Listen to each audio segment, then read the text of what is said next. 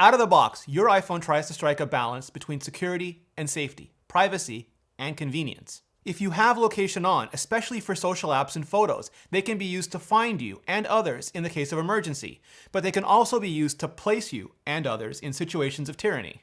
Videos can help document and prosecute abusers, but can also be used to identify and target people standing up to abuse. Online backups can save your data even if your iPhone is taken or damaged, but can also expose your data to extralegal seizure from servers. Notifications and biometrics can help you get things done so much faster, but can also let others get to your things faster. If you're at home, you probably want to keep your iPhone set to maximum convenience. Also, if you're a bad actor of any kind, leave it that way as well. Please and thank you. But if you're putting yourself in harm's way, if you're on the front lines as press or healthcare, or to protect the rights, civil liberties, and simple dignity of your family, community, and country, then you should absolutely lock your iPhone down, and hard. In situations where you really fear for your security, the best thing to do is to get a second burner phone and lock that down. An older iPhone or iPhone SE works great if you have the time or money. Either way, here's how to protect your data in the extreme. Go into Settings, Touch ID or Face ID and Passcode. Go down to Change Passcode. Press Passcode Options. Choose a 6-digit numeric code, or better yet, a custom alphanumeric code. 4-digit passcodes are just far too easy for a bad actor to break into. I'll put a link in the description for how to choose a really good passcode or password. Then turn off all your biometrics.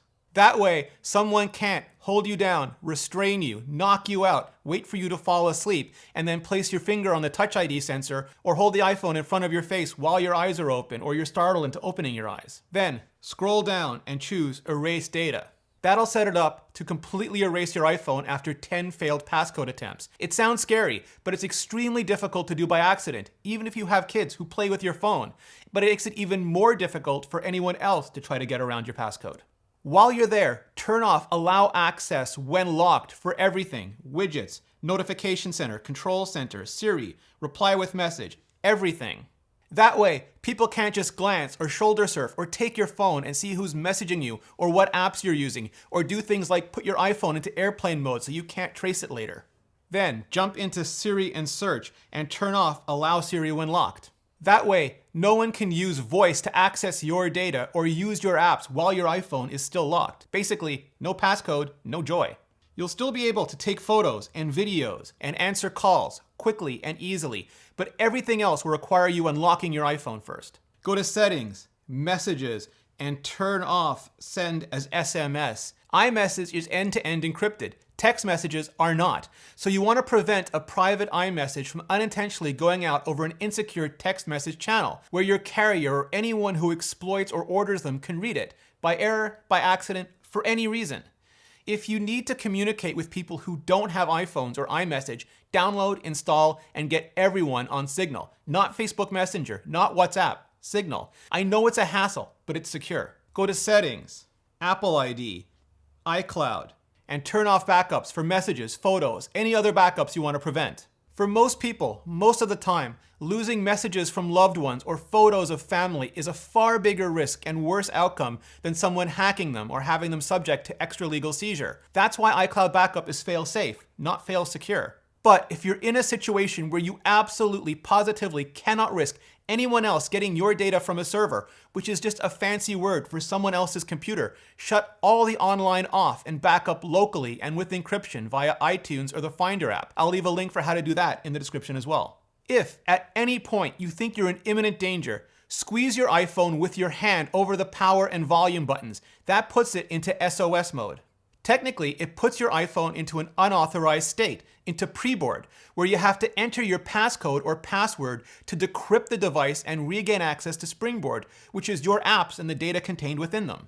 Also, if for any reason you've left biometrics on, it prevents that from working until you've authenticated as well. If you keep squeezing, it'll also sound an audio alarm and start calling emergency services for you. If that's helpful to you under whatever circumstances you find yourself in the moment, just keep squeezing. Otherwise, let go and your iPhone is as locked as it can get. Go into Settings, Privacy, Location Services, and turn off everything you can, especially camera, if you don't want your photos geotagged. In other words, stamp with the coordinates of where they were taken.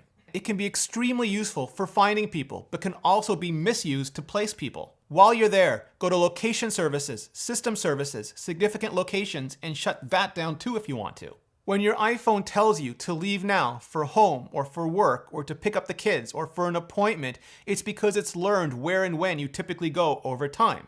The data is end-to-end encrypted and Apple can't read it. But if you hate even the idea of having that data stored on your phone, turn it off until such time as you absolutely need it again.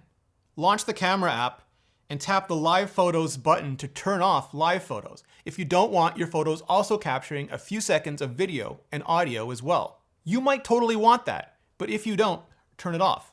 Also, if you have an iPhone 11, go to Settings, Camera, and toggle Photo Capture outside the frame. That's a feature that lets you capture an ultra-wide angle in addition to a wide angle, and it could be super useful. But if you want to control exactly the data that you capture when you want to capture it, end it. If you're at home, if you're using your iPhone to keep in touch with those you love, to organize, to share information, to post to Twitter and Facebook and TikTok so that people can see and hear what's happening and not have to take any pundit or politician or giant News Corp's word for it, then you probably want to balance your security and convenience, your privacy and your safety.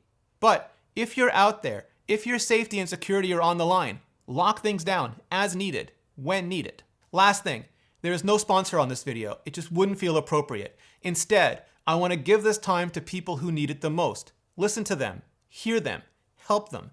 The more uncomfortable it makes you feel, the more you need to feel it. Thank you for watching and for all you're doing for all of us.